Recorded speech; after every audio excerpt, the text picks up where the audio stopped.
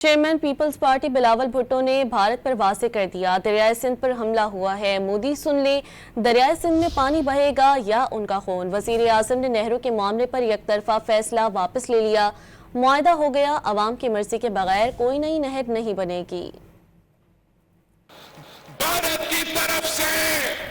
سندھو پہ حملہ ہوا ہے اور میں سکھر میں اسی سندھو دریا کے ساتھ کھڑے ہو کے بھارت کو کہنا چاہوں گا کہ سندھو ہمارا ہے اور سندھو ہمارا رہے گا، یا اس دریا سے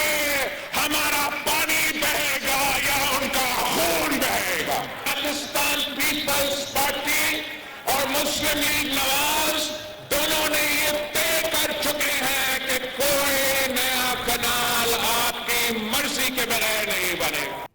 chairman Peoples party Bilawal Bhutto نے بھارت پر واضح کر دیا، دریائے سندھ پر حملہ ہوا ہے، مودی سن لیں، دریائے سندھ میں پانی بہے گا یا ان کا خون۔ وزیر اعظم نے نہروں کے معاملے پر یک طرفہ فیصلہ واپس لے لیا، معاہدہ ہو گیا، عوام کی مرضی کے بغیر کوئی نئی نہر نہیں بنے گی۔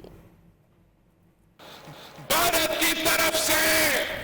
سندھو پہ حملہ ہوا ہے اور میں سکھر میں